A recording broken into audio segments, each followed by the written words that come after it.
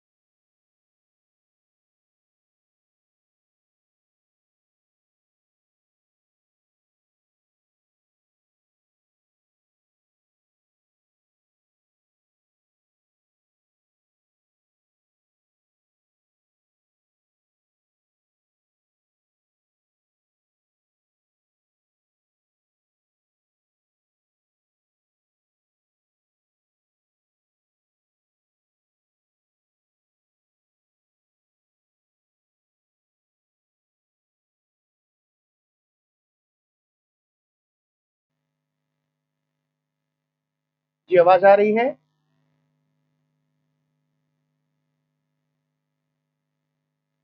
चलिए ठीक है, चलिए वॉइस अब आ रही है। जी मैं कह रहा था कि चलिए जो आवाज नहीं आई मैं दोबारा रिपीट कर देता हूँ कि अभी फिलहाल आपने इसराइल की न्यूज सुनी होगी कि उसने अपना आयरन डोम सिस्टम यूज किया है जेरूसलम के अंदर। अब आवाज आ रही है। चलिए, ये बेसिकली आयरन डोम क्या है, या फिर एयर डिफेंस सिस्टम किसे कहते हैं। क्या हमारे पास भी इसराइल के जैसा एयर डिफेंस सिस्टम है। अगर आपने ये जो वीडियो देखी होगी इसराइल वाली कुछ दिन पहले, तो आपको महाभारत की याद आई होगी। याद होगा कि जब हम छोटे बच्चे थे और महाभारत जब देखते थे, तो उसमें तीर से तीर टकराते थे और नष्ट हो जाते थे। क्या देखा था ऐसा? और मतलब जो भी दूसरे का, जो एक दूसरे के जो तीर में से जो पावरफुल तीर होता था, वो क्या करता था कि वो दुश्मन के तीर को नष्ट करके और वो दुश्मन को नष्ट कर देता था, है ना। बहुत ही इंटरेस्टिंग। तो कहीं ना कहीं जो अभी फिलहाल जो इजराइल ने अपना आयरन डोम सिस्टम यूज किया वो महाभारत की याद दिलाता है। तो कहीं ना कहीं महाभारत में ये सारे कॉन्सेप्ट पहले से आ चुके थे जो कि अब हमें देखने को मिल रहे हैं। क्लियर है।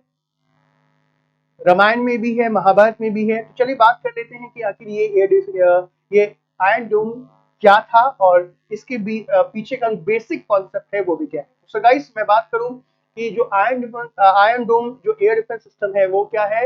इजराइल का short range ground to air air defence system था, जो जिसके अंतर्गत यानी कि ये एक छोटी दूरी का सतह से एयर में वार करने वाला एयर डिफेंस सिस्टम था, जिसके अंतर्गत जो है इसमें दो चीजें जो है इंक्लूड थी, जिसमें पहला था रडार और दूसरा था तामीर इंटरसेप्टर मिसाइल। अब देखो यहाँ पे तामीर इंटरसेप्टर क्या, तामीर तो उस मिसाइल का नाम हो गया, इंटरसेप्टर का मतलब क्या होता है ध्यान दीजिएगा। इंटरसेप्टर मिसाइल उस मिसाइल को कहते हैं जो दुश्मन की तरफ से आने वाली मिसाइल को नष्ट कर दे।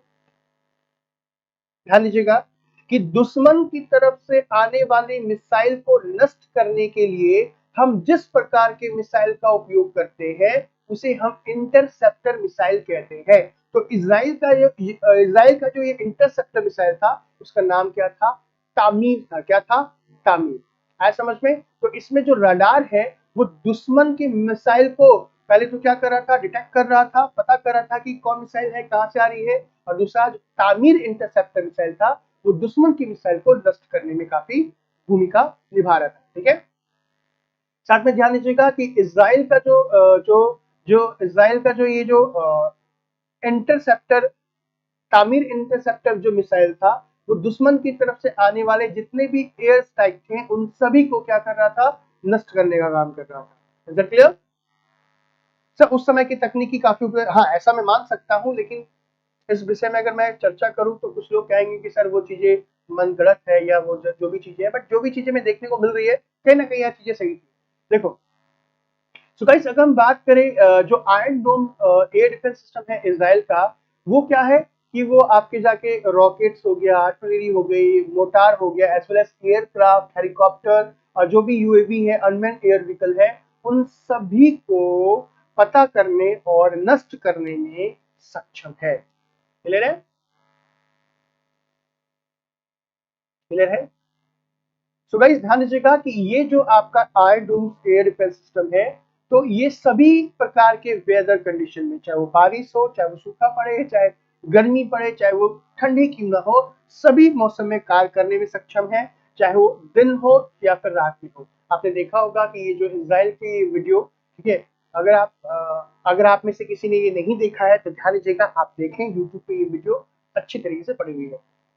ठीक है, काफी अच्छे तरीके से आपको ये चीज समझ में आ जाएगी कि दुश्मन की तरफ से आ रही मिसाइल को नष्ट करने के लिए इजराइल ने अपना आयरन डोम एयर डिफेंस सिस्टम को यूज किया था। अब ध्यान दीजिएगा कि अब ये आयरन डोम जो एयर डिफेंस सिस्टम है उसमें कितने चीजें हैं, मतलब ये एक प्रकार का सिस्टम है तो उसमें बहुत सारी टेक्नोलॉजी का उपयोग हुआ होगा।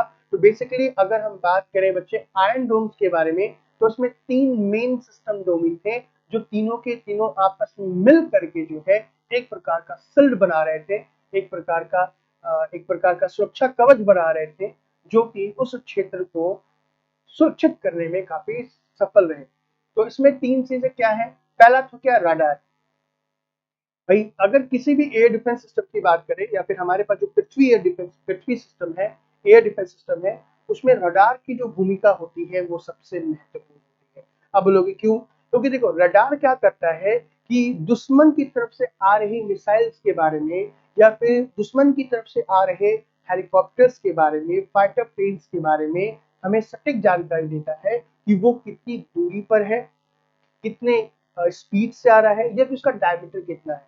आया समझ में। तो रडार क्या करता है कि सामने की ओर से आ रही दुश्मन, मतलब हवाई दुश्मन जो भी होंगे आ रहे होंगे तो उनके बारे में ये सटीक जानकारी देता है। दूसरा, weapon control. Weapon control system एक अलग सा यूनिट होता है जिसमें बोल सकते हो ये बैटल मैनेजमेंट और वेपन कंट्रोल सिस्टम होता है कि जो भी हम यहाँ से हमला करेंगे उसका एक सिस्टम भी तो होना होगा जो रडार के साथ कनेक्ट होगा। यानी कि मान लो मेरे पास रडार है, रडार से मैंने क्या कर लिया कि दुश्मन की तरफ से आ रही मिसाइल को ट्रैक कर लिया कि हाँ भाई ये मिसाइल कितनी दूरी पर है। तो फिर हम क्या करेंगे, जो हमारे पास जो वेपन होगा, हमारे पास जो मिसाइल्स होगी यानी कि इंटरसेप्टर मिसाइल्स होगी, जो दुश्मन की तरफ से आ रही मिसाइल को नष्ट करेगी, उसको कंट्रोल करने के लिए भी एक क्या होगा, कमांड सिस्टम होना होगा। और दूसरा क्या है, मिसाइल फायर। ये बेसिकली क्या है, एक फायरिंग यूनिट है। फायरिंग यूनिट का मतलब इसमें एक प्रकार का क्या होगा, एक मतलब एक व्हीकल होगा जिसमें बहुत सारे मिसाइल्स होंगे और जो कमांड सिस्टम की तरफ से आ रहे निर्देशों का पालन करते हुए दुश्मन के मिसाइल्स को नष्ट कर देंगे। आप बोल सकते हो कि जो आपका ये जो एयर डिफेंस सिस्टम था वो क्या कर रहा है, इसमें ये जो मिसाइल फायर है, द बीएमसी, बेसिकली आप बोल सकते हो कि ये जो है रडार और इंटरसेप्टर जो मिसाइल है इसके बीच में क्या करता है, कंट्रोल करता है। अब यहाँ पे क्या हो रहा है, बीएमसी का मतलब क्या है, कोई बताएगा?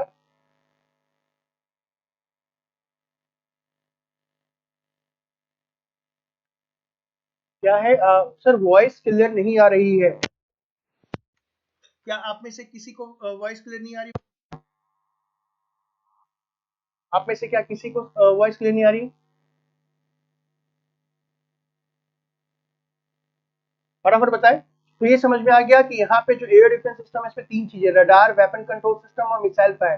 तो मिसाइल जो फायर है एक प्रकार का क्या है, मिसाइल फायरिंग यूनिट है जो रडार और इंटरसेप्टर को आपस में कनेक्ट करता है। अभी कैसे करता है मैं आपको वो भी बताता हूँ कि वो किस तरीके से काम करता है। बट आवाज आप में से शिवम शुक्ला ने कहा है सर आवाज नहीं आ रही, तो क्या अगर आवाज नहीं आ रही तो मैं कोशिश करता हूँ आवाज लाने की। क्या मेरी वॉइस पूरी तरीके से आ रही है, क्लियर है? चलिए देखो इस फिगर में आप देखोगे तो आपको समझ में आ जाएगा कि वो किस तरीके से काम करता है। ये आपका इजराइल जो डोम जो डिफेंस सिस्टम है, ये रहा दुश्मन, ये रही दुश्मन की मिसाइलें। देखो क्लियर है, ठीक है। ये रही दुश्मन की मिसाइलें, देखो दुश्मन की मिसाइलें फायर हुई। फायर होने के बाद ये देखो ये रहा तामीर। क्या है ये है तामीर इंटरसेप्टर। तो यहाँ पे क्या है, यहाँ पे तीन यूनिट है। देखो ये सबसे पहला क्या रहा, ये मिसाइल फायरिंग यूनिट बोल सकते हो, जैसे मिसाइल है। जैसे मैंने आपको अभी इससे पहले वाली क्लास में बताया था ना, पिनाक के बारे में, पिनाक की जो एक पूरी यूनिट थी। तो ये रहा आपका तामीर का एक यूनिट, यानी कि ये एक सिस्टम, अलग सा सिस्टम हो गया। ये दूसरा सिस्टम हो गया आपका रहा के रडार वाला सिस्टम। देख सकते हो मल्टी मिशन रडार। ये जो रडार है ये क्या कर रहा है कि जो दुश्मन की तरफ से जो मिसाइल्स आ रही है, ये आ रही है, ये इसके डिस्टेंस के बारे में बताएगा। साथ साथ में ये भी बता सकता है कि ये जो है इसका डायमीटर कितना है, आए समझ में, और डायमीटर कितना है, और इसी हिसाब से हम ये भी पता कर लेंगे कि इसके जो वारहेड है उसकी वारहेड की कैपेसिटी कितनी है, एक अंदाजा लगाया जा सकता है। तो ये रडार का काम बेसिकली क्या है, दुश्मन की तरफ से जो मिसाइलें आ रही हैं उसके बारे में पता करना। और ये आप बोल सकते हो कि ये है मोबाइल कंट्रोल यूनिट, यानी कि ये बोल सकते हो कि ये क्या करता है, ये आपस में वैसे वैसे ये सिस्टम अलग सा सिस्टम होता है जो इन दोनों को आपस में कनेक्ट करने का काम करता है। तो ये तीनों यूनिट जो है आपस में एक साथ मिलकर काम करते हैं। और इजराइल में जो आपने देखा वो इसी का एक एग्जाम्पल था। तो ये तो आपने करंट की बात, ये तो थी करंट की बात। बट ये सिस्टम है क्या, हम कैसे पता करेंगे? ये जो अभी आप सोच रहे होगे कि कब कहाँ पे वार कर रहा है, वैसा भी तो हो सकता है कि ये नीचे की तरफ आ जाए और वार हो जाए। समझ में आ रहा है? ये पूरा का पूरा सिस्टम है, हम उसी सिस्टम को क्या करेंगे, डिटेल से चर्चा करेंगे। तो ये करंट की बात थी, तो मैंने आपको थोड़ा सा बता दिया कि दुश्मन की तरफ से आ रहे मिसाइल को नष्ट करने के लिए हम जो मिसाइल का यूज करते हैं उसे इंटरसेप्टर मिसाइल कहते हैं। तो अब बेसिकली है क्या, इस टॉपिक को हम क्या नाम देंगे? इस टॉपिक को हम नाम देंगे मिसाइल डिफेंस सिस्टम। क्या नाम देंगे? Missile defence system. तो मिसाइल डिफेंस सिस्टम क्या है, किसके किसके पास है, चलिए आइए इसके बारे में डिटेल्स चेक करते हैं। Battle management and weapon control, बिल्कुल सही है सर। आ रही है केवल ईयरफोन में से सही आ रही है, ठीक है सर। ईयरफोन में वॉल्यूम क्लियर आ रही है। क्या लिखा है, क्या कुछ लिख नहीं रहा था बच्चे में। Good evening sir, line show नहीं हो रही थी जो समझ में आए, कोई प्रॉब्लम नहीं है, ठीक है। और मैं ऐसे ही बात कर रहा था, ठीक है। तो अगर आप सभी जो है आप सभी आगे में 50% लोग देख रहे हैं वीडियो को लाइक जरूर कर रहे हैं अगर समझ में आ रहा है, और नहीं समझ में आ रहा है तो भी मुझे बताएं, तो मैं आगे अच्छे तरीके से समझाऊंगा, ठीक है। मिसाइल डिफेंस सिस्टम क्या होता है? देखो मिसाइल डिफेंस सिस्टम बेसिकली क्या है, एक ऐसा सिस्टम है जो क्या करता है, दुश्मन की तरफ से आ रही मिसाइलों को नष्ट करके हमारे एरिया को सुरक्षित करने का काम करता है। बेसिकली हम जो है मिसाइल डिफेंस सिस्टम को खास करके हम इंटरकॉन्टिनेंटल बैलिस्टिक मिसाइल सिस्टम बोल सकते हैं, या ये जो मिसाइल डिफेंस सिस्टम होती है वो खासकर बैलिस्टिक मिसाइल को डिफेंस करने के लिए यूज की जाती है। बट आजकल जो है एडवांस टेक्नोलॉजी होने की वजह से हम किसी भी प्रकार के, चाहे वो क्रूज मिसाइल हो, चाहे कोई भी ड्रोन हो, या कोई भी यूएवी हो, या कोई भी फाइटर प्लेन हो, उसको भी हम लस्ट कर सकते हैं। लेकिन मिसाइल डिफेंस सिस्टम को सबसे पहले जो है वो किस लिए, इंटरकॉन्टिनेंटल बैलिस्टिक मिसाइल को या उससे प्रोटेक्ट करने के लिए बनाया गया था। ठीक है, और ये जो मिसाइल डिफेंस सिस्टम है ये यूनाइटेड स्टेट, रसिया, फ्रांस, इंडिया, इजराइल, चाइना, इन सभी के पास है। जितने भी डेवलप कंट्री हैं, जितने भी डेवलपिंग कंट्री है, उन सभी के पास है। अगर हम बात करें मिसाइल डिफेंस सिस्टम के बारे में कि भाई देखो, किसी को मारना काफी आसान होता है। था यूजेस क्या, राफेल विमान क्या कहने की कोशिश करे बच्चे। जो मिसाइल डिफेंस सिस्टम की बात करें तो ध्यान दीजिएगा कि किसी को मारना आसान होता है, लेकिन बचाने के लिए हमें बहुत ज्यादा पावर की आवश्यकता होती है। तो ऑल जितने भी मिसाइल डिफेंस सिस्टम है, उन सभी सिस्टम को समझने के लिए हमें पहले ये समझना पड़ेगा कि मिसाइल डिफेंस सिस्टम में कितने यूनिट होते हैं। तो मिसाइल डिफेंस सिस्टम की जब बात करते हैं तो गाइस, मिसाइल डिफेंस को करने के लिए हमें बस 3 प्रकार के फेजेस होते हैं, जिसमें फेज 1 जो है वो है बूस्ट फेज, दूसरा जो फेज है वो है मिड फेज और प्री फ्लाइट फेज, और तीसरा जो फेज देख रहे हो वो है टर्मिनल फेज या री एंट्री फेज। ध्यान दीजिएगा कि दुश्मन की तरफ से आ रही बैलिस्टिक मिसाइल को नष्ट करने के लिए हमें 3 प्रकार के फेज में काम करना पड़ेगा। ऐसा नहीं है कि भाई दुश्मन की तरफ से मिसाइल आ रही है और हमने अपना मिसाइल छोड़ दिया, ऐसा नहीं है। दुश्मन की मिसाइल को नष्ट करने के लिए हमें 3 फेज में काम करना पड़ेगा, यानी कि हमें 3 फेज को समझना पड़ेगा, जिसमें पहला जो फेज है वो क्या है, बूस्ट फेज है। दूसरा फेज कौन सा है, मिड फेज या फ्री फ्लाइट फेज है। तीसरा फेज है टर्मिनल फेज या फिर री एंट्री फेज। क्या है ये तीनों, चलो एक एक करके डिस्कस करते हैं। ठीक है, देखो पहले की बात, ये यहाँ पे देखो, ये लॉन्च मोड है। लॉन्च मोड तो ये यहाँ पे, जहाँ ये हो गया आपका लक्ष्य, जहाँ पे वो टारगेट होगा, ये है लॉन्च मोड। यानी कि यहाँ से मिसाइल निकलेगी, यहाँ से मिसाइल निकली, तो जब यहाँ से जब मिसाइल निकली तो कुछ कुछ किलोमीटर के दूर तक, जैसे मतलब ये जो एरिया है, ये जो लॉन्च मोड, जब जैसे मिसाइल हमने लॉन्च किया तो ये जो स्टार्टिंग का है, मतलब जहाँ से लॉन्च हो रहा है वहां से कुछ किलोमीटर दूरी को हम कहते हैं बूस्ट मोड। क्या बोलते हैं, बूस्ट मोड। ध्यान रखना कि जो बूस्ट मोड होता है ये जो है किसका क्षेत्र होता है, ये दुश्मन का क्षेत्र होता है। यानी कि ये है दुश्मन, ये है दुश्मन का क्षेत्र, यानी एनिमी बोल सकते हो। तो यहाँ पे जो दुश्मन का क्षेत्र है, यानी कि दुश्मन का क्षेत्र मतलब ये हो गया, मेरे कहने का मतलब है जहाँ से मिसाइल आ रही है। तो मिसाइल जहाँ से आ रही है उस क्षेत्र को हम बूस्ट फेज कहते हैं। और तो बूस्ट फेज में मिसाइल को पहचान पाना थोड़ा मुश्किल होता है। मतलब बूस्ट फेज दुश्मन का फेज हो रहा है, तो दुश्मन के फेज में हमारा रडार कैसे पकड़ेगा। तो हमारा रडार जो है दुश्मन के जो फेज है, जो बूस्ट फेज है, वहां पर तक सिग्नल कैच नहीं कर पाता। यानी कि बूस्ट फेज में मिसाइल का पता लगा पाना मुश्किल होता है। यानी कि जब पता ही नहीं लगा पाएंगे तो क्या मार पाएंगे, क्या नहीं मार पाएंगे। तो जैसे ही ये जो दुश्मन के क्षेत्र से निकल करके क्या पे आती है, मतलब मिड कोर्स में आती है, यानी कि लॉन्चिंग मोड, और जो लक्ष्य है, यानी कि जहाँ पे ये अपना इम्पैक्ट डालेगी, वहां उसकी जो दूरी होगी, उसके जो बीच का जो पोर्शन होता है उसे हम कहते हैं मिड कोर्स। यानी कि मिसाइल बिल्कुल बीच में है, मतलब दुश्मन के क्षेत्र से और जहाँ उसका लक्ष्य उसके उसके क्षेत्र के बीच में है। तो यहाँ पर जो है मिड कोर्स की जब बात करें तो यहाँ पर जो है रडार दुश्मन के मिसाइल को पता लगा सकता है और यहाँ पे इसे नष्ट भी कर सकता है।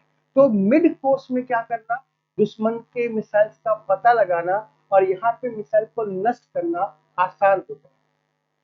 सर कुछ लिखते हैं वो दिख नहीं रहा है सर। ओके ठीक है, कोई बात नहीं, रुको सर, आपके द्वारा आपका पेन शो नहीं हो रहा है, क्या आप टाइप के द्वारा ड्रॉ कर सकते हैं। कोई प्रॉब्लम नहीं है, 1 मिनट होल्ड करो। अगर शो नहीं हो रहा है तो अभी हो जाए।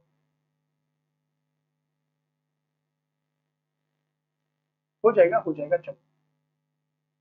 देखो ये रहा लॉन्च मोड, अब शो कर रहा है देखो तो, ये रहा लॉन्च मोड, ये है बूस्ट। तो ये जो बूस्ट देख रहे हो ये क्या है, ये है दुश्मन का क्षेत्र, मैंने कहा ना दुश्मन हो गया।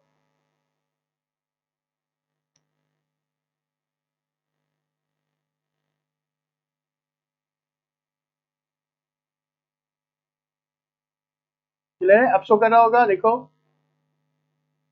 मैं अभी भी नहीं कर रहा, क्या अभी कर रहा है?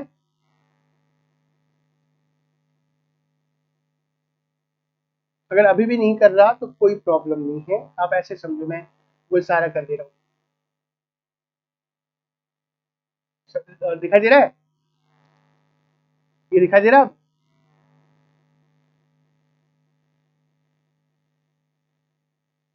ओके चलो दिखाई दे रहा है। नो सर,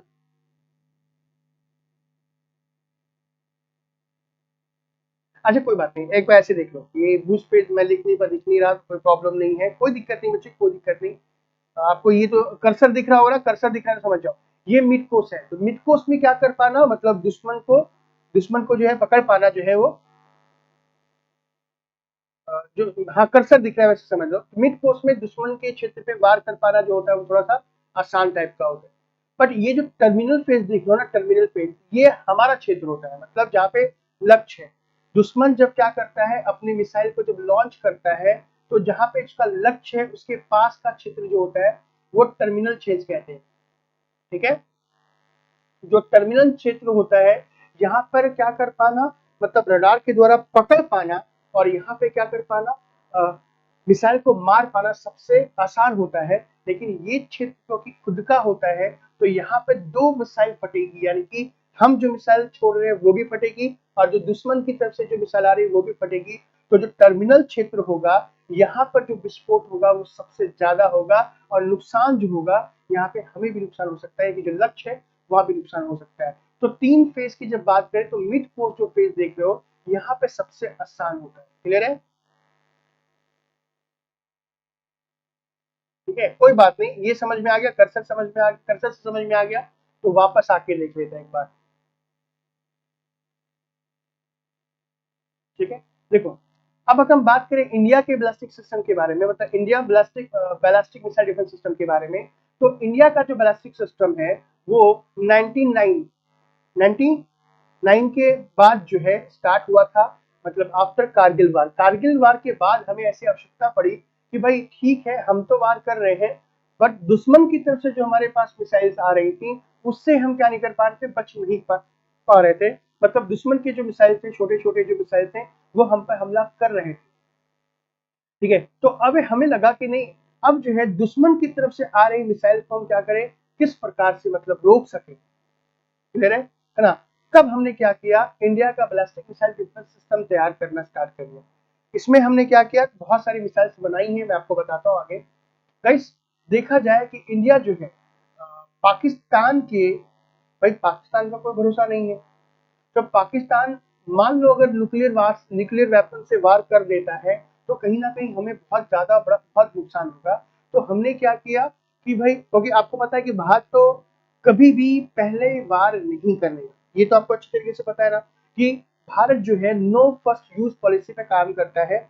जब जब भारत कभी किसी के साथ भी क्या दुश्मनी हुई है, तो सामने वाले ने क्या किया है, हम पे हमला किया है, उसके बाद हमने इस पे जवाबी हमला किया। तो हमने क्या किया, मतलब हमने ये सोचा कि चलो पाकिस्तान आए आए ना आए दिन कुछ ना कुछ काम करते रहता है। आए ना दिन आपको पता है कि ड्रोन से घुसपैठ होता है, या कभी वो अपने रॉकेट लॉन्चर से क्या करते हैं, हमारे बॉर्डर इलाकों में क्या कर देते हैं, मतलब फायरिंग करना स्टार्ट कर देते हैं। तो हम तो नहीं करते हैं, लेकिन भाई हम क्या करेंगे, हम पहला यूज नहीं करेंगे, लेकिन भाई दुश्मन की तरफ से जो भी मिसाइल आ रहे हैं उनको तो रोकेंगे। तो उसके लिए हमने क्या करना स्टार्ट किया, अपना बनाया है Indian ballistic missile defence system. ध्यान दीजिएगा कि गाइस आप ये कह सकते हो कि हमने भी अपना एक विशेष प्रकार का आयन जो डोम है वो बनाना स्टार्ट हुआ। आयन डोम क्या होता है एक बार देखो, आयन डोम इसको कहते हैं। आयन डोम का बेसिकली क्या मतलब है, जैसे ये हमारा एरिया है, आया समझ में? इस एरिया को क्या करना, एक प्रकार के मतलब मिसाइल डिफेंस सिस्टम से क्या करना, कवर करेगा। मतलब ये हमने क्या कर लिया, ये एक कवर कर लिया। कवर इन द सेंस ये दिखाई नहीं देगा, बट दुश्मन की अगर मान लो कोई भी क्या होते मिसाइल अगर आएंगे तो हम इस ये जो एक लाइन देख रहे हो, इस लाइन से ऊपर ही क्या करेंगे, इसको मिसाइल्स को अपनी मिसाइल से छोड़ करके इंटरसेप्टर मिसाइल से हम इस मिसाइल को खत्म कर देंगे। यानी कि बोल सकते हो कि हम अपने क्षेत्र को, ठीक है, बैलिस्टिक मिसाइल डिफेंस सिस्टम या डिफेंस सिस्टम के द्वारा दूसरे आने वाली मिसाइल से सुरक्षित कर देंगे। आप इसी को बोल सकते हो आयन डोम सिस्टम, या कुछ भी उसका नाम दे लो। ये बेसिकली लो एल्टीट्यूड और हाई एल्टीट्यूड दोनों पर काम करती है। मतलब निम्न अक्षांश पे भी काम करेगी और उच्च स्थान पे भी काम करेगी। तो वो कौन कौन से मिसाइल हमारे पास है, हम एक बार डिस्कस करेंगे। भाई ध्यान दीजिएगा, कि इंडिया का जो BMD है, मतलब बैलिस्टिक मिसाइल डिफेंस सिस्टम है, ठीक है, इसे DRDO जो है वो मतलब निर्मित कर रहा है। साथ में DRDO क्या कर रहा है, बहुत सारे पब्लिक और प्राइवेट फर्म जैसे बेल हो गया, और बेल हो गया, आपका अस्त्रा माइक्रोवेव हो गया, और L&T जैसे जो क्षेत्र है, उन सभी के साथ मिल करके काम कर रहा है। यानी कि DRDO ने क्या किया, DRDO क्या कर रही है कि ये जो भी अपना डिफेंस सिस्टम बना रही है, उसमें कई प्राइवेट और कई जो पब्लिक फर्म होते हैं, उन सभी का यूज कर रही है। सर जब मिसाइल को एयर में डिस्ट्रॉय करते होंगे तब भी कुछ इम्पैक्ट होता होगा, लाइक लैंड वाइब्रेशन और समथिंग। मैं बता रहा हूँ, क्यों नहीं होगा, बिल्कुल होगा। क्या क्या हो सकता है मैं आपको आगे बता रहा हूँ, क्योंकि हम अपने आयरन डोम के बारे में बात करें, ध्यान रखना। तो भाई भारत की जब हम बात करें तो भारत क्या कर रहा है कि जो बैलिस्टिक मिसाइल का जो सिस्टम है, ठीक है, वो 2 फेजेस में स्टार्ट कर रहा है। ये इंपॉर्टेंट है, ध्यान दीजिए। तो रामायण में देखा गॉड राम ने सेफ्टी के लिए बनाया था, बिल्कुल सही है। वैसे समझ लो, देखो जो भी चीज है, ये रामायण की बात कर लो या महाभारत की बात कर लो, सारी चीज वैसी। मतलब हमारे देश पर कोई मिसाइल नहीं गिर सकती जैसे इसराइल या बैलिस्टिक, बिल्कुल सही कहा। हम भी वैसा सिस्टम बना रहे हैं, हमारे पास भी कोई मिसाइल नहीं गिर सकती है। और इंडिया जो है वो क्या कर रहा है, 2 चरणों में इस प्रकार के सिस्टम को बना रहा है, जिसमें सबसे पहला जो सिस्टम होगा उसे हम कहेंगे, उसे जो हम कहेंगे, एक मिनट रुको।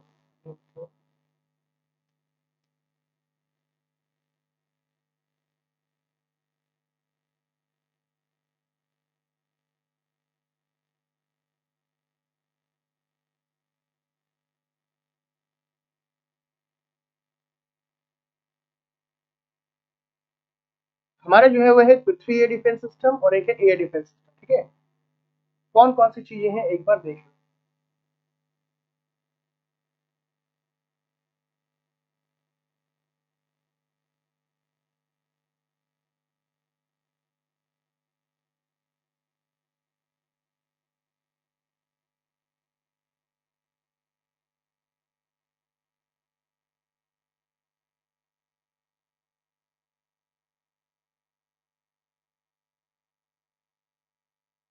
जब तक कोई सवाल पूछा जाए तो पूछ सकते हैं।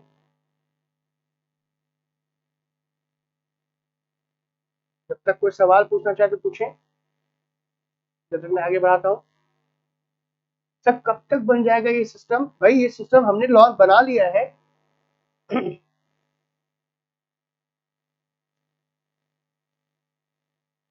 ये सिस्टम हमने बना लिया है। सर आकाश भी तो एयर डिफेंस सिस्टम है, हाँ बोल सकते हो आकाश भी एयर डिफेंस सिस्टम है। बट आकाश जो है वो क्या कर रहा है, वो जितने भी हवाई हमले हैं उसको कंट्रोल करने में सक्षम है। लेकिन ये जो हम बात करें ना, वो थोड़ा अलग अलग टाइप का है। देखो, अलग टाइप का मतलब कि इंडिया जो है वो बैलिस्टिक मिसाइल डिफेंस सिस्टम की बात कर रहा हूँ मैं। बैलिस्टिक मिसाइल सिस्टम, वो जो है आकाश जो है वो क्रूज मिसाइल जो है, आप बोल सकते हो क्रूज मिसाइल बोल सकते हो। यहाँ पे क्या कर रहा हूँ, यहाँ पे हम बैलिस्टिक मिसाइल डिफेंस सिस्टम की बात करें, ध्यान दीजिएगा। Ballistic missile defence system cruise की बात अलग हो जाती है ना। क्या जो आकाश है वो दूसरे के बैलिस्टिक मिसाइल को कंट्रोल कर सकता है? मोहित ध्यान दीजिएगा। बच्चे यहाँ पे आपको ये समझने की जरूरत है कि मैं कह क्या रहा हूँ। मैं बात कर रहा हूँ बैलिस्टिक मिसाइल डिफेंस सिस्टम।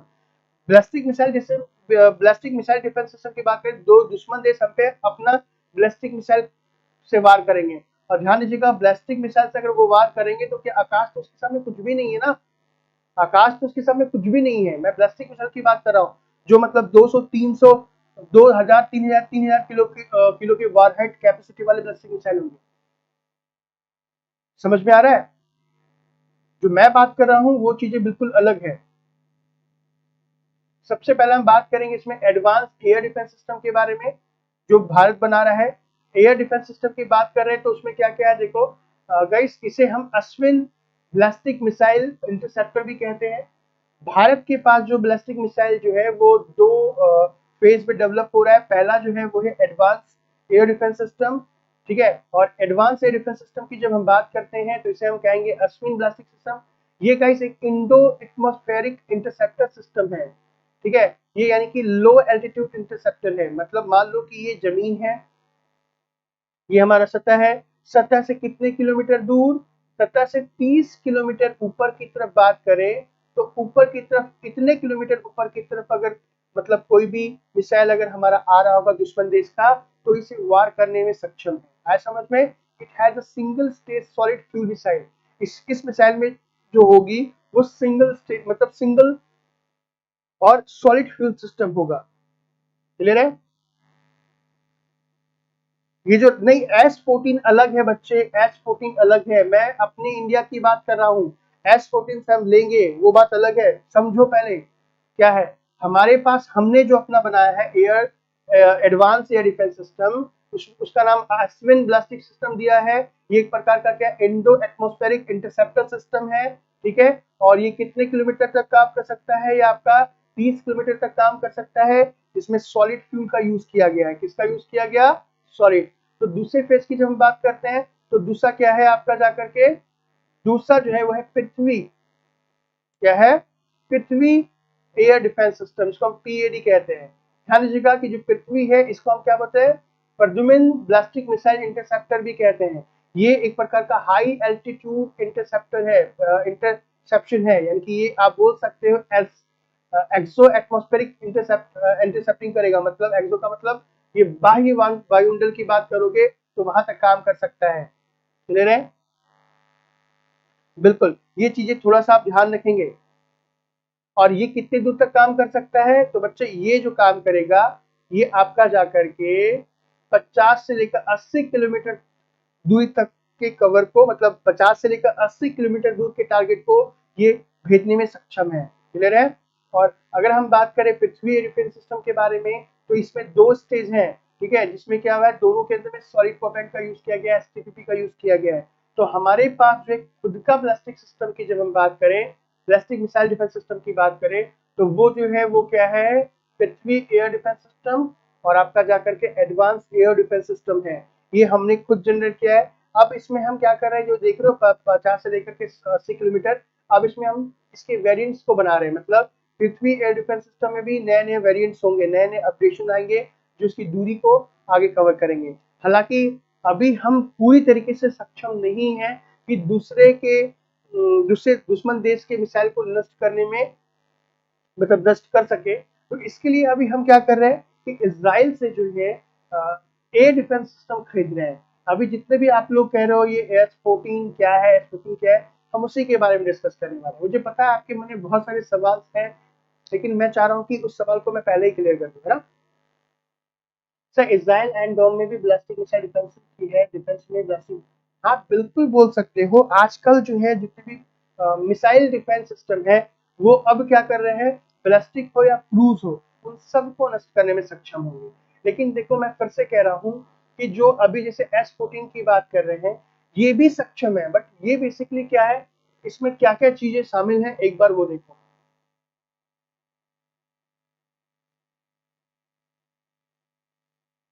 ये देखो S14 क्या क्या है।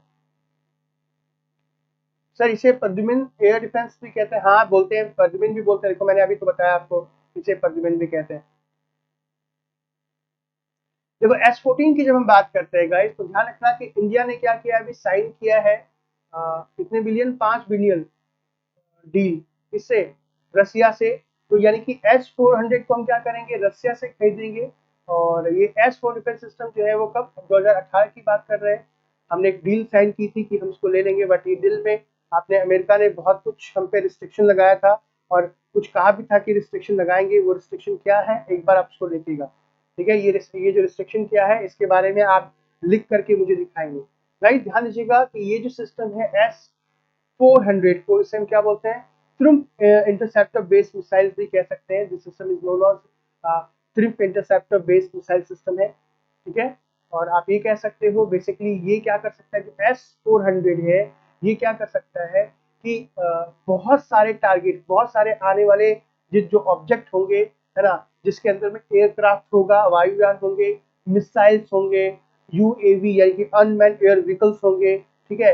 इन सभी को क्या कर सकता है, ट्रैक कर सकता है, ठीक है। कितने किलोमीटर के अंदर में, 400 किलोमीटर के अंदर में। और ध्यान रखना कि साथ में क्या कर सकता है, उसको मारने के लिए जो उचित मिसाइल होंगी वो भी यूज कर सकता है। यानी कि S-400 की खास बात क्या है, ये अपने इलाके से 400 किलोमीटर के अंदर में दुश्मन के द्वारा आ रहे किसी भी हवाई हमले, चाहे वो दुश्मन के फाइटर प्लेन्स हो, चाहे उसके फाइटर जेट्स हो, चाहे वो हेलीकॉप्टर्स हो, चाहे वो अनमैन व्हीकल हो, चाहे वो मिसाइल से क्यों ना हो, इन सभी को क्या कर सकता है, पहचान करके और पहचानने के बाद उसे नष्ट करने में सक्षम है। ये जो S-400 है आप सभी को अच्छी तरीके से पता है कि ये जो है रशिया का most advance long range surface to air missile defence system है। क्या है, मिसाइल डिफेंस सिस्टम है। हालांकि S-400 की बात करें, हमने डील साइन कर ली है, लेकिन आने वाले समय में हम इससे S-500 भी बहुत जल्दी लेंगे। रशिया का एस ऐसा नहीं है कि रशिया का 400 जो है अभी हमने डील साइन किया है, इससे पहले हमने रशिया से S-300 को ऑलरेडी क्या कर चुका है, परचेज कर लिया है। और उसे हमने क्या कर लिया है, मतलब उसे हमने सेट भी कर लिया है, ठीक है। क्लियर है गाइस, ध्यान दीजिएगा कि Russia plan to complete the delivery by 2025।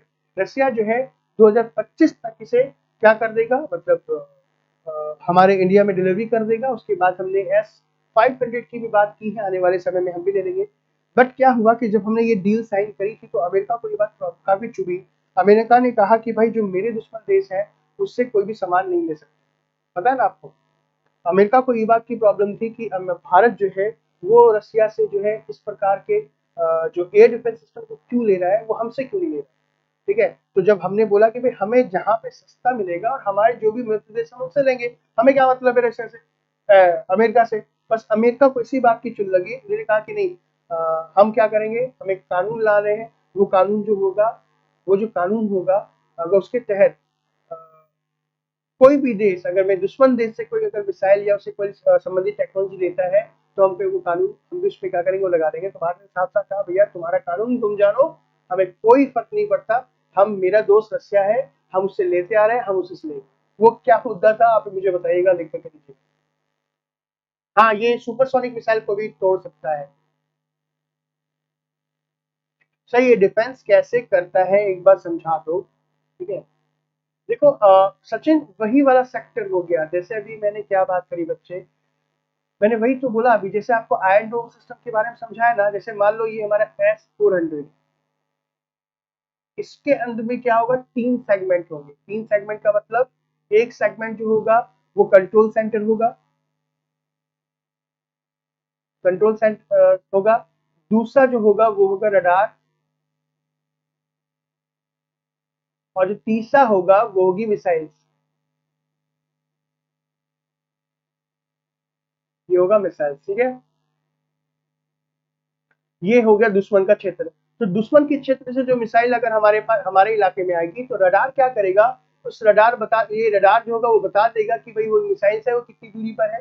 साथ में जो कंट्रोल सिस्टम है वो क्या करेगा, रडार को और किसको, इस मिसाइल को आपस में कनेक्ट करेगा। और मिसाइल क्या करेगी, दुश्मन के जो भी क्षेत्र, जो भी ऑब्जेक्ट होंगे, चाहे वो मिसाइल्स हो, चाहे वो यूएवी हो, चाहे वो कोई भी चीज क्यों ना हो, इसे नष्ट कर देगी। जिस प्रकार से इजराइल का आयरन डोम काम कर रहा था, ठीक उसी प्रकार से ये भी बेसिक फंडामेंटल तो देखो हर एक एयर डिफेंस सिस्टम का यही होगा।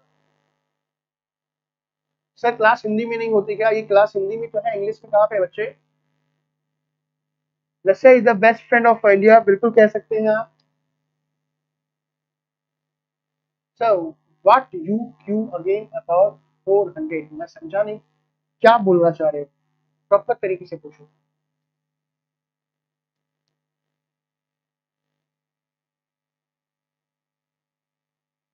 ठीक है, हाँ बस ये तो है।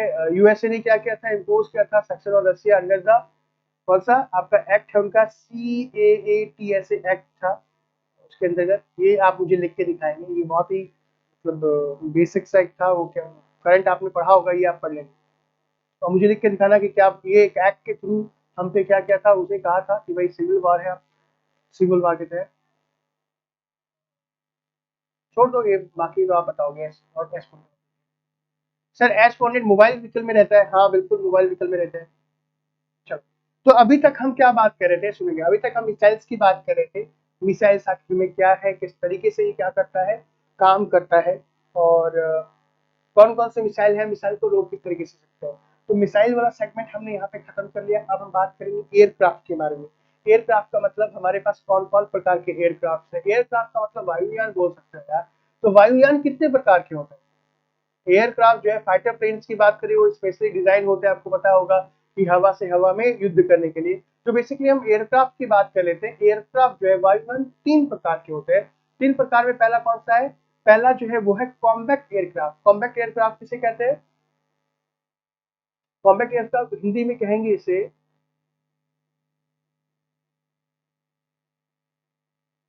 युद्धक हवाई जहाज।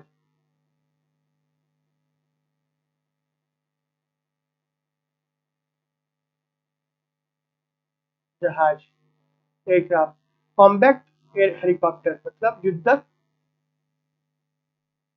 हेलीकॉप्टर। आप बोलोगे सर ये एयरक्राफ्ट और हेलीकॉप्टर तो एक ही बात है। हाँ भैया, लेकिन इसमें अंतर होता है। आप इसको जेट बोल सकते हो, कॉम्बैक्ट जेट बोल दो, या और भी चीजें। एयरक्राफ्ट का मतलब सारी चीजें आ जाएंगी इसमें, जो भी एयर चाहे एयरक्राफ्ट में क्या हो जाएगा, देखो जितने भी ड्रोन है वो भी एयरक्राफ्ट में यूज किए जाएंगे, बट यहाँ पे हेलीकॉप्टर अलग से यूज किया मैंने। और दूसरा क्या है, ट्रांसपोर्टेशन एयरक्राफ्ट, यानी कि यातायात, यातायात हेलीकॉप्टर। तो अभी हम इसमें क्या बात करेंगे, तीनों के बारे में बात करेंगे। एयरक्राफ्ट, नेक्स्ट टॉपिक हमारा क्या है, एयरक्राफ्ट। इसी में ड्रोन वोन जो भी आज बोल रहे थे सर, ड्रोन टेक्नोलॉजी बता दो, ड्रोन बता दो, ये वो दिस है। तो धीरे धीरे सारी बताएंगे, सारी चीजें पढ़ेंगे। तो हम क्या करेंगे, सबसे पहले एयरक्राफ्ट के बारे में बात करेंगे। कॉम्बैक्ट क्राफ्ट क्या है, कॉम्बैक्ट हेलीकॉप्टर बात करेंगे, फिर ट्रांसपोर्टेशन एयरक्राफ्ट की बात करेंगे, फिर थोड़ा बहुत बात करेंगे बेसिक चीजें, जैसे रडार क्या होती है, सोनार क्या होती है, कुछ आप में से सबमरीन का आर्यन क्या होती है, वो बात करेंगे। थोड़ी बहुत करंट के बारे में बात करेंगे, फिर इस टॉपिक को फिनिश करेंगे, ठीक है। सर क्या S-400 राफेल को भी तोड़ सकता है, हाँ राफेल को भी तोड़ सकता है, ठीक है। टारपीडो, हाँ टारपीडो सबमरीन में होता है। टारपीडो जो होती है, टारपीडो जो है वो भी एक प्रकार की मिसाइल है, जो पानी के अंदर जो मिसाइल चलती है ना, उसका नाम हमने स्पेशली दिया है, ठीक है। अच्छा, अपाचे कॉम्बैट हेलीकॉप्टर, हाँ अपाचे भी है। तो ये सभी हेलीकॉप्टर के बारे में बात नहीं करेंगे, अपाचे क्या है। जो मेन हेलीकॉप्टर है हमारे पास, दो मेन हेलीकॉप्टर है, उसके बारे में बात करेंगे, ठीक है। तो चलिए स्टार्ट करते हैं एयरक्राफ्ट के बारे में। सबसे पहले बात करते हैं कॉम्बैक्ट एयरक्राफ्ट के बारे में। तो कॉम्बैक्ट एयरक्राफ्ट में हमारे पास क्या क्या चीजें हैं, क्लियर है, समझ में आ रही है तो प्लीज वीडियो को लाइक तो जरूर कर दो यार।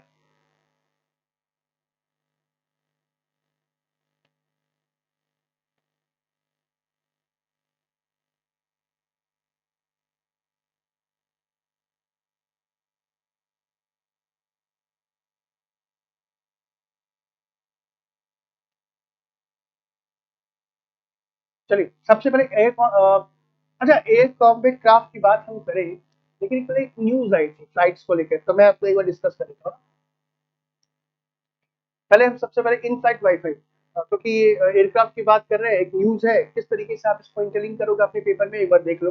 गाइस अभी अभी अगर आपने कभी अगर हवाई यात्रा करी होगी, तो आपने देखा होगा कि हवाई जहाज में जब भी आप बैठते हो, तो वहाँ जो एयर होस्टेस बोलती है, लैंड करने से पहले बोल देती है कि अपने मोबाइल, जो भी आपके पास मोबाइल हो चाहे लैपटॉप हो, आप उसे क्या कर दो, बंद कर दो, ठीक है। या फिर अगर जैसे कि अगर आप टेक ऑफ कर जाते हो, ठीक है, तो जब आप अपने मोबाइल फ़ोन में अगर आप नेटवर्क देखते हो तो नेटवर्क होता नहीं, तो कोई भी काम आप नहीं कर सकते। यानी कि अगर आप हवा में हो तो आप पूरी तरीके से इंटरनेट से कट जाते हो, जो पूरी दुनिया से कट जाते हो। आप केवल और केवल जो वहाँ पे लोग हैं उसी से बात कर सकते हो।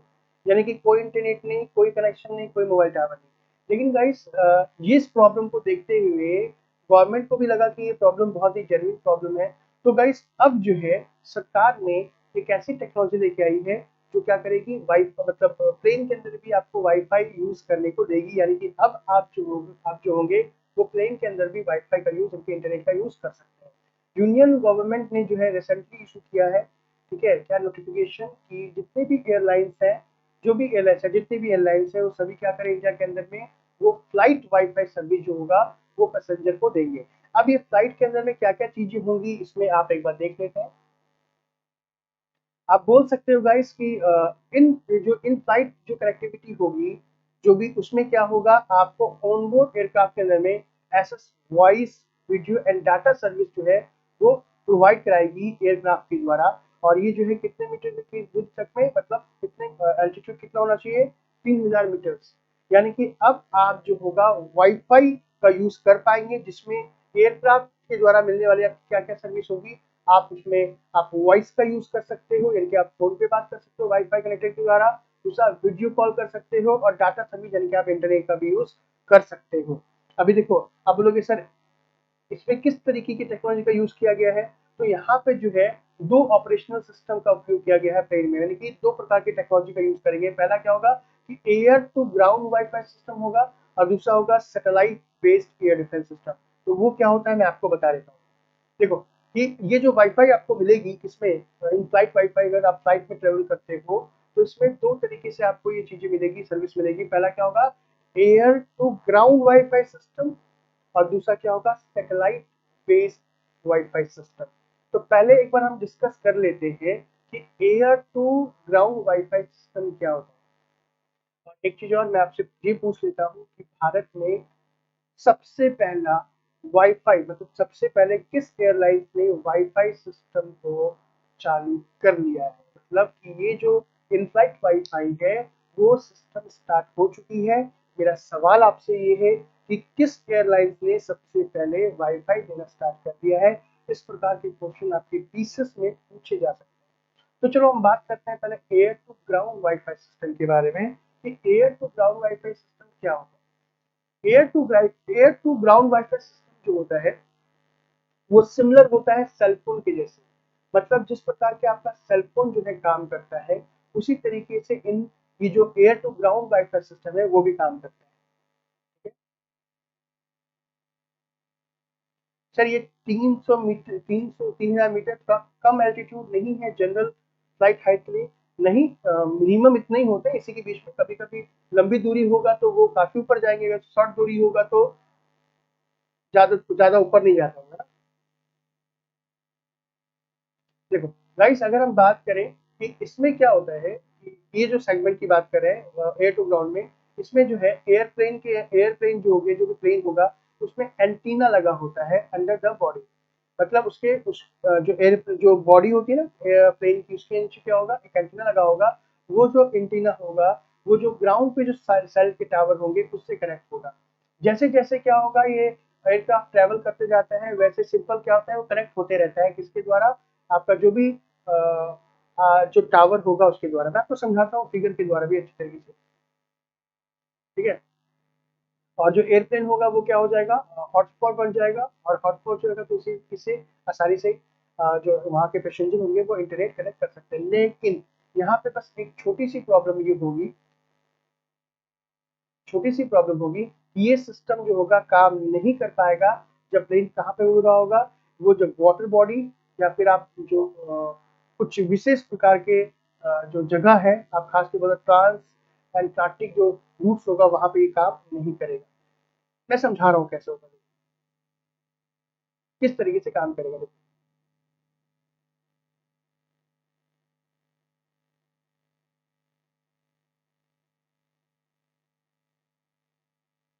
देखो किस तरीके से काम करेगा, हमें अच्छे तरीके से पता है हमारा सेल फोन कैसे काम करता है। अगर अगर हम अपने सेलफोन की बात करें, अगर नेटवर्क नहीं है तो वो काम नहीं करता, और नेटवर्क किसकी वजह से होता है? टावर की वजह से होता है, ठीक है। तो जैसे कि अगर मैं आपसे बात करूं, ये मैंने बना लिया, ये बनाया मैंने, ये बनाया मैंने वाटर बॉडी, ठीक है। वाटर बॉडी का मतलब समझ लो, ये हो गया पानी, जमीन, जल जल, ठीक है। ये समुद्र का क्षेत्र हो गया, और ये यहाँ से जगह हो गई, ये जगह होगी लैंड, ये जमीन होगी, ठीक है। अब आपको अच्छी तरीके से पता होगा कि अब जमीन के ऊपर क्या होता है? टावर है, ये है टावर। मैं अपने ऊपर ही बना देता हूँ टावर को, परेशान ना हो, समझ जाना बस खाली। ये हो गया टावर, ठीक है। एक टावर ये बना लिया, कुछ किलोमीटर के बाद ये दूसरा टावर, समझाने के लिए मुझे ये रहा, ये बन गया टावर, ठीक है। ये यहाँ पे ये हो गया सिग्नल, मैं अपने ऊपर बना रहा हूँ, समझ में आ रहा है? या चलो ना, एक बार मैं अपने आप को गायब भी कर देता हूँ, ज़्यादा अच्छा रहता है। क्या बोलते हो, मैं अपने आप को एक बार गायब कर देता हूँ।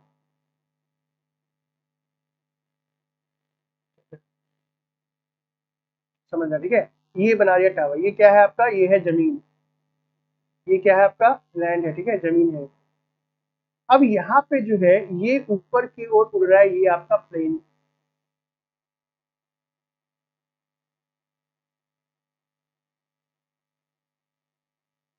ये है प्लेन, ठीक है। अब क्या, अरे प्लेन की पंख जो है वो थोड़ी उल्टी सीधी बनती है, कोई ना, हिंदी में कुछ चीजें उल्टी सीधी होनी भी चाहिए। ये है प्लेन। अब देखो, ये प्लेन की जब हम बात करें तो इस प्लेन की बॉडी के नीचे, ये प्लेन की बॉडी है। अब इस प्लेन की बॉडी के नीचे जो है एक प्रकार का सिस्टम लगा है, एंटीना बोल सकते हैं। अब जैसे जैसे प्लेन उड़ रहा है, अब ये जो प्लेन उड़ रहा है आप देख रहे हो, तो ये जो प्लेन है ये क्या करेगा, मतलब ये जो सिग्नल पहले से यहाँ इस टावर के संपर्क में है, मानो ये टावर है, ये टावर है, तो ये इस प्लेन को क्या होगा, ध्यान दीजिएगा, इस प्लेन को क्या होगा, इस टावर से कनेक्शन मिला। अब ये इस टावर से कनेक्शन लेने के बाद प्लेन क्या करेगा, इस सिग्नल को मतलब इस सिग्नल को क्या बनाएगा, हॉटस्पॉट बना देगा, हॉटस्पॉट बना देगा। हॉटस्पॉट पता है ना क्या होता है? अगर हॉटस्पॉट नहीं पता तो कोई बात नहीं, मैं आईटी में बताऊंगा। और हॉटस्पॉट बनाने के बाद ये जो प्लेन होगा, ये पूरे के पूरे प्लेन के अंदर में जितने भी यात्री बैठे होंगे, ठीक है, वो यात्री क्या करेंगे, इस हॉटस्पॉट के द्वारा क्या करेंगे, इंटरनेट को ऑन कर पाएंगे। तो जैसे जैसे प्लेन क्या होगा, आगे बढ़ते जाएगा, इस टावर का सिग्नल कैंसिल हो गया, तो फिर ये जो दूसरा टावर देख रहे हो, इस दूसरे टावर से इसको कनेक्शन मिल जाएगा। तो मतलब कि ये जो वाईफाई आपको लगातार काम करते रहेगा ग्राउंड बेस्ड सिस्टम से, यानी कि ये जो सिस्टम देख रहे हो, ये लैंड के ऊपर जो टावर होंगे उससे ये जो प्लेन होगा वो अपना सिग्नल प्राप्त करेगा, और ये दूरी जो बोल रही कितनी होगी, ये 3000 मीटर। देखो ये 3000 मीटर अभी स्टार्ट में इन्होंने किया है, बट धीरे धीरे करते करते ये अधिक भी हो जाएगा, घबराने वाली बात नहीं। लेकिन ध्यान रखना कि जो ग्राउंड टू एयर सिस्टम काम करेगा वो केवल ग्राउंड पे। अब मान लो कि प्लेन कहाँ पे आ गई है,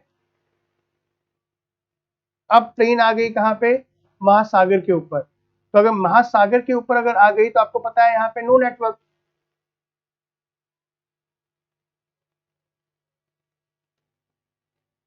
भैया क्यों? क्योंकि यहाँ पे टावर ही नहीं है। जब यहाँ पे टावर नहीं है तो ये जो सिस्टम की बात कर रहे थे, यहाँ पे कनेक्टिविटी नहीं होगी, मतलब कि ये जो ग्राउंड सिस्टम है वो केवल ग्राउंड पे काम करेगा, और ग्राउंड अगर नहीं है तो वहां पे ये सिस्टम काम नहीं करेगा। तो मेरे ख्याल से आपको ये चीज समझ में आ गई। अगर समझ में आ गई तो हाथ उठाओ, समझ में आ गई। तो ये जो सिस्टम है, सो मतलब जहां मोबाइल टावर की रेंज होगी, हाँ केवल वहीं पे काम करेगा, ठीक है। सर पायलट एयरपोर्ट से किस सिग्नल से कनेक्ट करता है? जो पायलट होता है वो रडार के थ्रू रहता है, ध्यान दीजिएगा। जो एयर ट्रैफिक कंट्रोल सिस्टम होता है वो रडार के द्वारा संपर्क में रहता है। कोई भी प्लेन की जब हम बात करते हैं तो वो सभी जो है ग्राउंड बेस्ड रडार सिस्टम से कनेक्ट होता है। अगर रडार का कनेक्शन खत्म तो प्लेन भटक जाएगा, वो अलग एक सेगमेंट है, उसको छोड़ दो। ये समझ, यहां तक समझ में आ गया ना? चलो,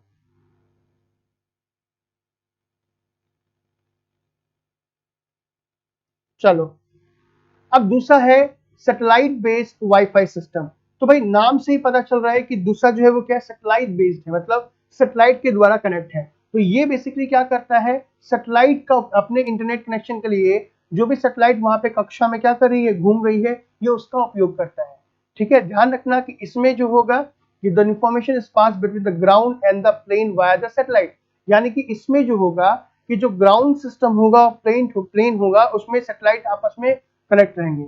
जितने भी प्लेन जो कहाँ से होते हैं, जो महासागर से ट्रेवल करके जाते हैं, वो बेसिकली सैटेलाइट के द्वारा ही कनेक्ट रहते हैं। और ये जो सैटेलाइट होगा, ये लिंक बेसिकली होगा ग्राउंड से कनेक्ट। ऐसा नहीं है कि डायरेक्ट जो है वो सैटेलाइट और आपका प्लेन कनेक्ट होगा, ये ग्राउंड से कनेक्ट होगा।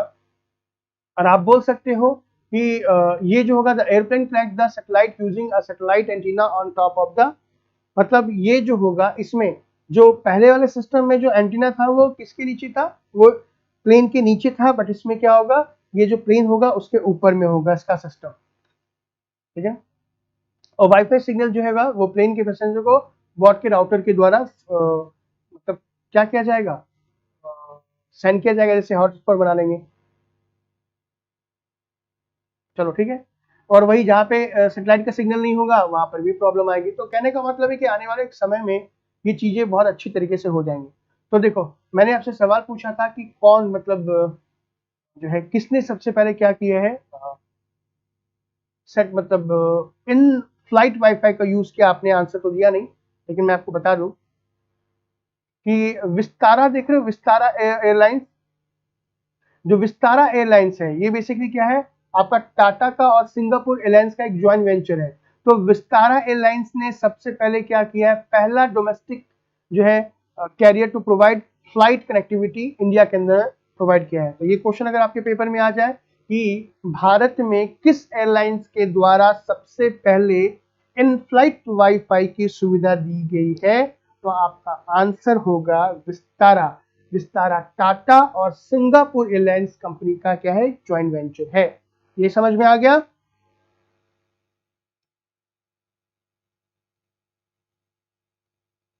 Okay, Shikha Verma sir, today is my first class sir, which class of science and technology. Basically ये शिखा, ये डिफेंस एंड टेक्नोलॉजी है। ओके, ये क्या है, defence and technology, defence technology है, आप बोल सकते हो। तो चलो वापस आ जाते हैं किस पे, एयरक्राफ्ट पे। और एयरक्राफ्ट 3 बताए थे मैंने आपको, कौन कौन से बताए थे, एक बार आप भी रिपीट कर दो।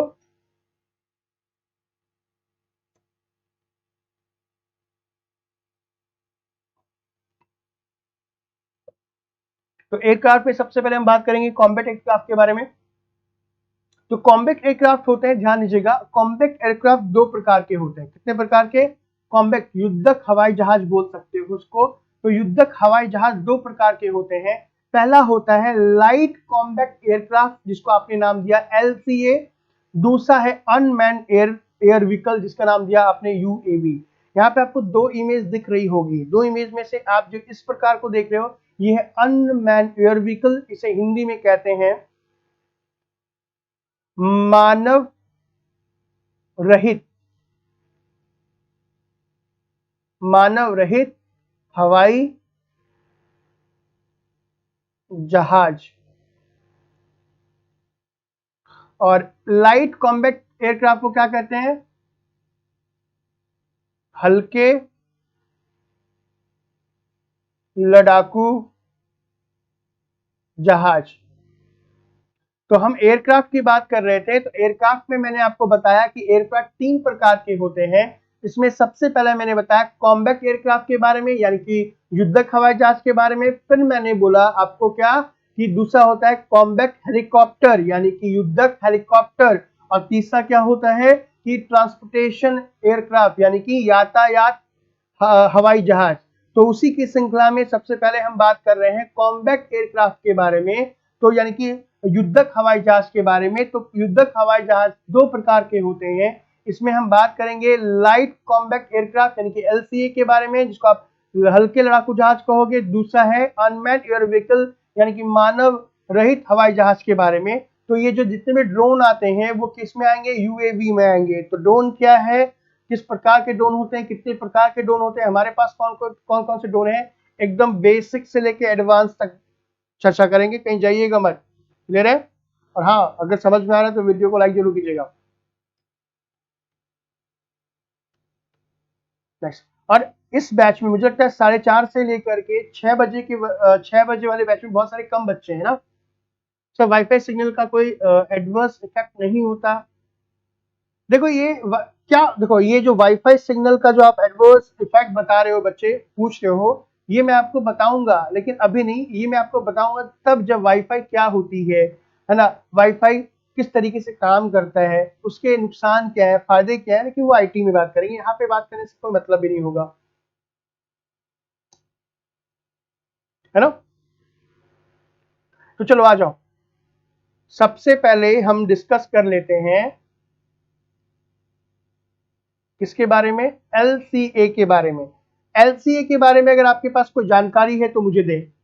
एलसीए आखिर क्या है, ठीक है। एलसीए जो है लाइट कॉम्पैक्ट एयरक्राफ्ट बोल सकते हैं इसको।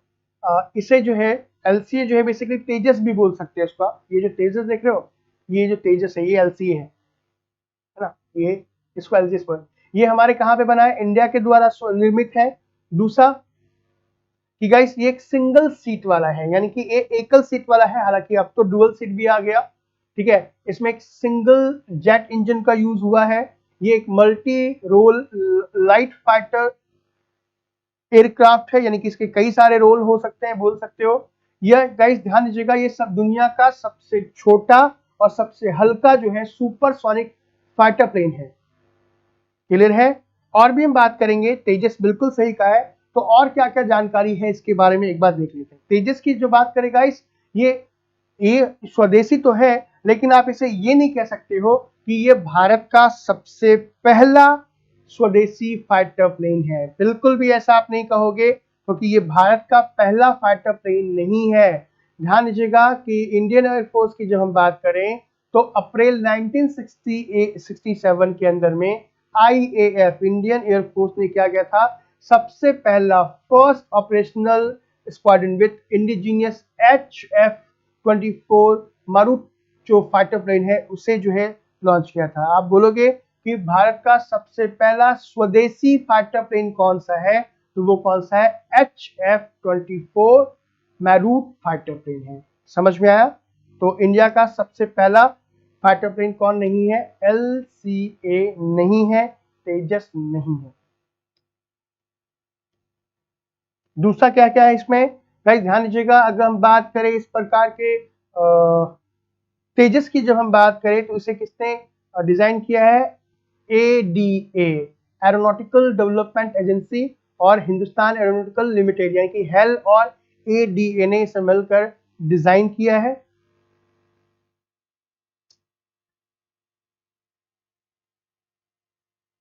ठीक है। इसमें बहुत सारे, इसमें कौन कौन सा इंजन लगा है, अच्छा इसको लेके ना काफी कंट्रोवर्सी भी है, ध्यान दीजिएगा। क्या कंट्रोवर्सी है एक बार मैं आपको बता देता हूँ गाइस। ये जो है made under light combat aircraft program के अंतर्गत इसे डिजाइन किया गया है। और खास में क्या गाइस, ये जो 1980 के दशक के जो हमारे पास फाइटर प्लेन्स है MiG-21, इसको रिप्लेस करने के लिए जो है इंडिया ने क्या कर रहा है, वो एलसी का निर्माण किया। आपको पता होगा आए दिन जो है 1980 के दशक के जो MiG-21 है, आए दिन क्या हो रहा है, वो मतलब क्या बोल सकते हैं सर, क्रैश हो रहे हैं। अभी हाल ही में आपने हाल में कई बार आपने सुना होगा कि जो MiG-21 है वो बार बार गिर जा रहे हैं, जिससे हमारे जो पायलट हैं, है ना, उनकी भी डेथ हो जा रही है। मैं आपको बता दूं कि जो फाइटर प्लेन्स के जो पायलट होते हैं उनकी जो ट्रेनिंग होती है वो काफी हार्ड होती है और उनकी ट्रेनिंग में काफी खर्चा भी आता है। तो हमारे पास जो फाइटर MiG-21 अभी है वो 1980 के दशक के हैं। सोचो कहाँ 1980 और कहाँ 2021, उस समय की टेक्नोलॉजी जो है अब हम यूज कर रहे हैं। तो कहीं ना कहीं ये टेक्नोलॉजी पूरी पुरानी हो चुकी है, इंजन पूरे पुराने हो चुके हैं। जब ये फ्लाइट करते, जब ये उड़ते हैं तो बीच में इंजन का बंद हो जाना आम बात होती है, जिसमें हमारे पायलट को क्या करना पड़ता है, जान गंवानी पड़ती है। ऐसा क्लियर। तो कहीं ना कहीं हाँ, अभिनंदन की बात करें तो आपने सुना सुना था ना, अभिनंदन को जो वो भी इसी प्रकार के मतलब पुराने फाइटर प्लेन से जो है वो जा रहे थे और उनका फाइटर प्लेन क्रैश हो गया, बट उनकी किस्मत अच्छी थी कि उनकी जान जो है वो बच गई, उनकी जान जो है वो बच गई। एलसी में ना जो स्वदेशी इंजन लगा हुआ है, कौन सा इंजन है कोई बताएगा, अगस्ता नहीं,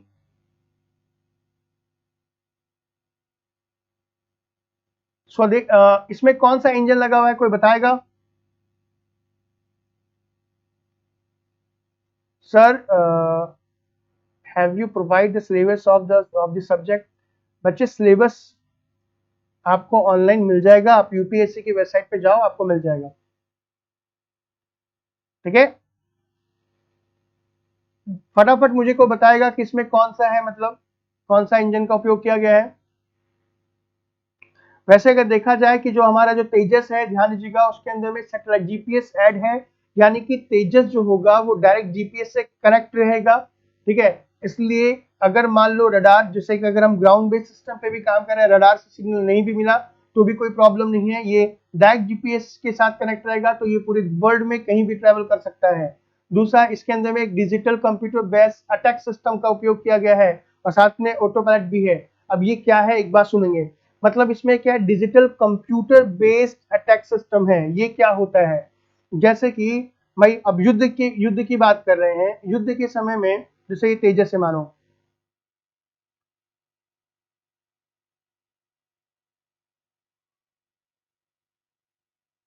ये तेजस है, तो भाई पायलट तो यहाँ पे आगे बैठा हुआ है, वो तो आगे के दुश्मन को क्या कर रहा है, करेक्ट कर रहा है ना, आगे के दुश्मन को नष्ट कर रहा है।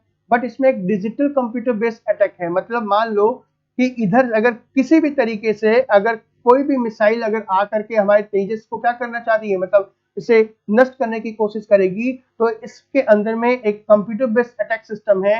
वो आने वाले दुश्मन, पायलट ना भी चाहे, या मान लो पायलट किसी तरीके से बेहोश हो गया, तो भी क्या होगा कि इसमें से मिसाइल्स निकल करके दुश्मन की तरफ से, मतलब दुश्मन के जो भी मिसाइल्स होंगे, जो भी वेपन सिस्टम यूज करेंगे दुश्मन, उसको ये नष्ट कर देगी। साथ में इसमें क्या है, ऑटो पायलट मोड है, यानी कि अगर से पायलट नहीं भी चलाएगा तो भी ये जो है होगा, ये फ्लाई कर पाएगा। इस सेट से क्लियर है। टर्बोफैन इंजन का उपयोग किया गया, क्या बात है। ये इसकी जो लिमिट है वो कितनी किलोमीटर था, 400 किलोमीटर था, क्या इस बात का ख्याल रखेंगे, ठीक है। और ध्यान दीजिएगा, इसमें ये जो क्लोज, ये जो है बेसिकली क्या है, close air to ground operation में भी मदद करता है। जैसे कि अगर बात करें जितने भी फाइटर प्लेन होते हैं, मतलब फाइटर प्लेन के साथ एक बड़ी दुविधा क्या है कि वो क्या है, मतलब वो नीचे, मतलब नीचे ग्राउंड लेवल पे नहीं आ सकते, क्योंकि अगर मान लो ग्राउंड लेवल पे आएंगे तो टकरा जाएंगे, और टकरा जाएंगे तो ब्लास्ट हो जाएंगे। और लाइट, मतलब तेजस के अंदर में ये खूबी है कि वो close air to ground operation में भी काम कर सकता है, यानी कि ये नीचे नीचे उड़ते हुए भी अच्छे तरीके से काम करने में सक्षम है, ठीक है। इसमें भी स्टेल्थ टेक्नोलॉजी का यूज करेंगे, यानी कि ये रडार के संपर्क में नहीं आएगी। सर क्या ये S-400 से बच सकता है? हाँ जी, बिल्कुल बच सकता है। S-400 से क्यों नहीं बच सकता, बिल्कुल बच सकता है S-400 से।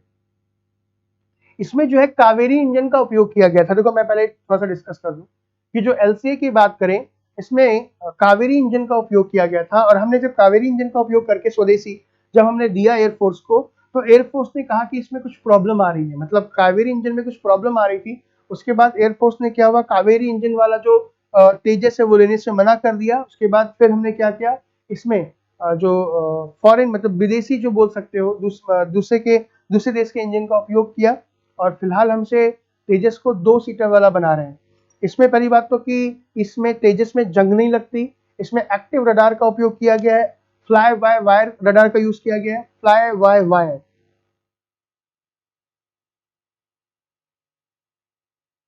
फ्लाई बाय वायर,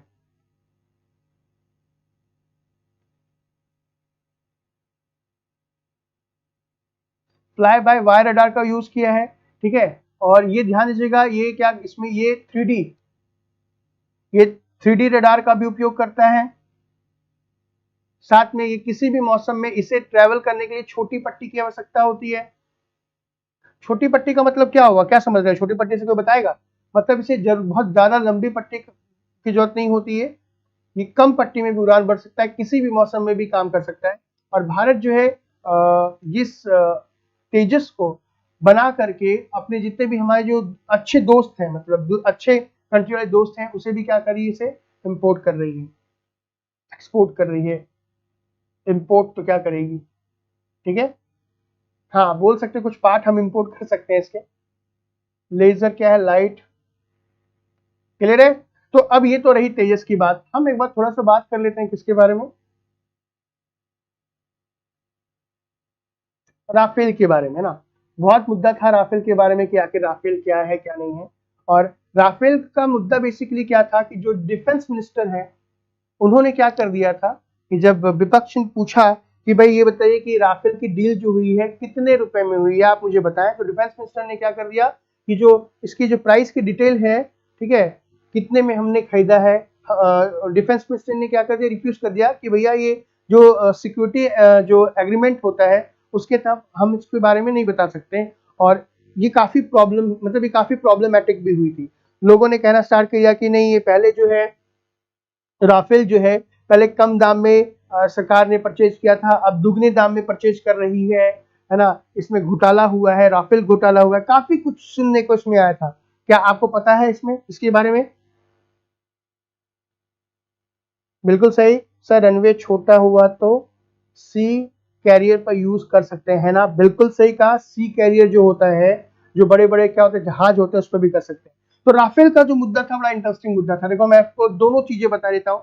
सबसे पहले बात तो मैं आपको बता देता हूँ कि राफेल बेसिकली है क्या, क्या क्या चीजें यूज हुई हैं, ठीक है। फिर इसका जो मुद्दा था, मतलब अभी जो हमने इसे बहुत अधिक पैसे में खरीदा है, क्या ये नुकसानदायक है या नहीं है, मैं उसके बारे में भी आपको बताऊंगा, यानी कि पूरी तरीके से डिटेल में डिस्कस करूंगा। आप में से कितने लोगों को उसके बारे में थोड़ा बहुत पता है वो मुझे बता दें।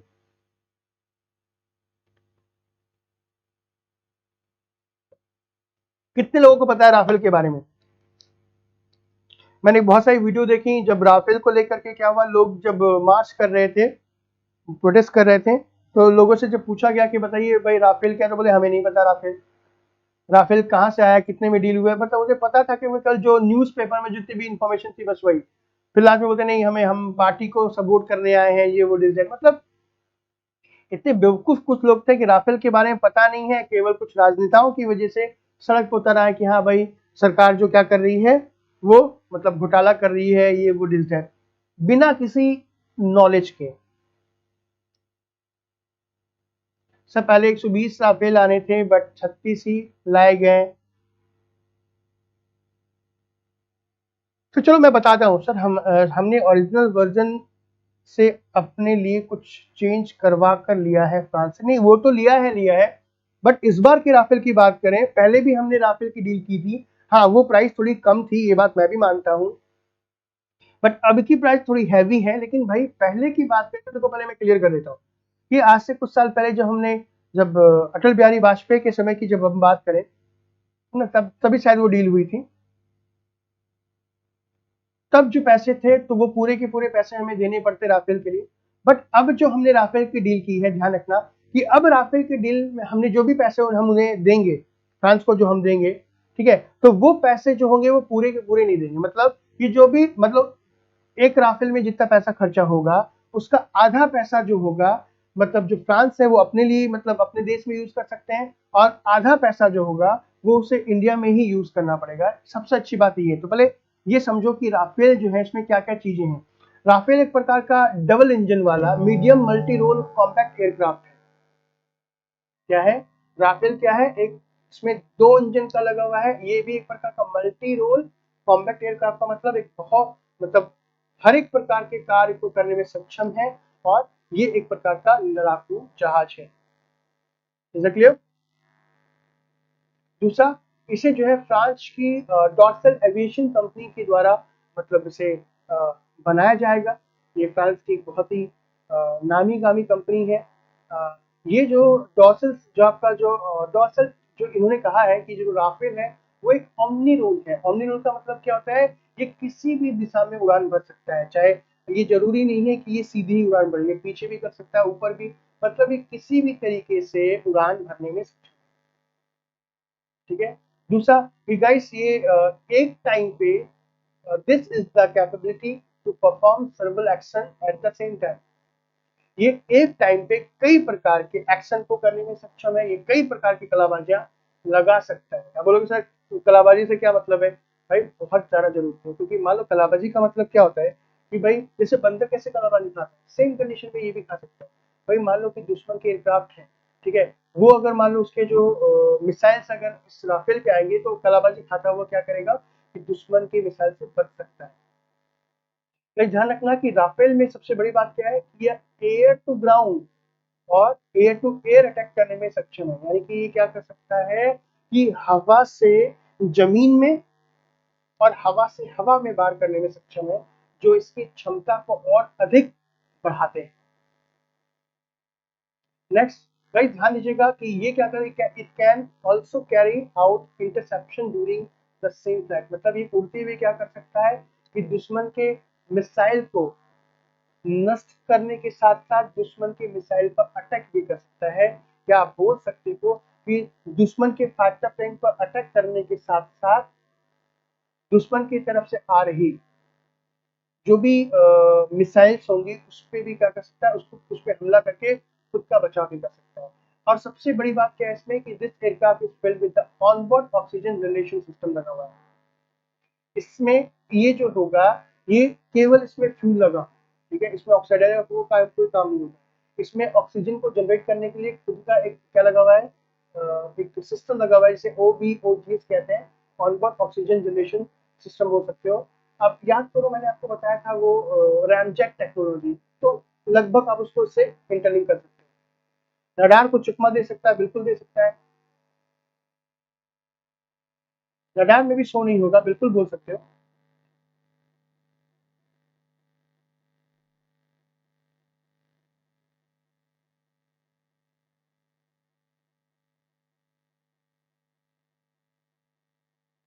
जी,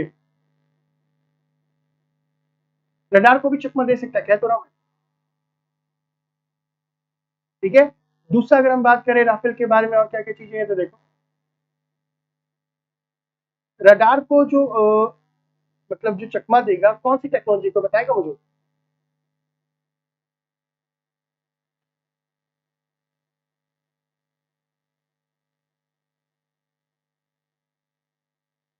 और साथ में क्या है ध्यान दीजिएगा, और साथ में क्या है ध्यान दीजिएगा कि इसमें आप बोल सकते हो कि जो भी फ्यूल का जो सिस्टम होगा ये हवा में ही फ्यूल को भरने में सक्षम है। मतलब कि किसी भी अगर हम फाइटर प्लेन की बात करते हैं तो फाइटर प्लेन को ट्रैक कर पाना, या आप बोल सकते हो कि फाइटर प्लेन को नष्ट करना क्यों मुश्किल होता है, क्योंकि एक बार वो हवा में है और हवा से जैसे ही वो नीचे की ओर आता है तो समझ लो कि उसकी जो क्षमता होती है उसमें वीकनेस आ जाती है, या फिर उसकी जो मारक क्षमता है वो कम हो जाती है। भाई हवा में है प्लेन, अगर फ्यूल खत्म हो गया तो वो नीचे वापस आना पड़ेगा ना, और जैसे नीचे आएगा रडार के संपर्क में आएगा खत्म। तो इसमें क्या करेंगे, इसमें आप ये बोल सकते हो कि जो राफेल सिस्टम होगा ये हवा में ही फ्यूल भी भर सकता है। बिल्कुल एंटी रडार डिटेक्शन भी है, बिल्कुल सही है, आप सभी जा रहे हो। तो राफेल के बारे में जो है ये चीजें काफी मतलब मायने रखती है। तो ये एक बेसिक सा क्या था आपको मतलब राफेल के बारे में एक छोटी सी इंफॉर्मेशन, बेसिक इंफॉर्मेशन थी। नेक्स्ट बात कर लेते हैं क्या, अनमैन्ड एयर व्हीकल यूएवी के बारे में कि यूएवी क्या है। यूएवी के बारे में हम बात करने वाले हैं, ठीक है। तो मेरे ख्याल से जो आज की क्लास है अभी 6:07 हो गए, शायद आज की क्लास काफी 10 मिनट ओवर हो गए, बट कोई बात नहीं। कल हम बात करेंगे यूएवी के बारे में, कल हम बात करेंगे ड्रोन के बारे में। ध्यान दीजिएगा बच्चे, कल की क्लास मेरी 3 बजे से नहीं होगी, कल की जो मेरी क्लास होगी वो शाम के 4 से 6 के बीच में। क्लियर है, आज के लिए क्लास हम उसको यहीं पे यहाँ पर रखते हैं, दोबारा कल मिलते हैं। Thank you so much, thank you. कल मिलेंगे कल की क्लास में, ओके।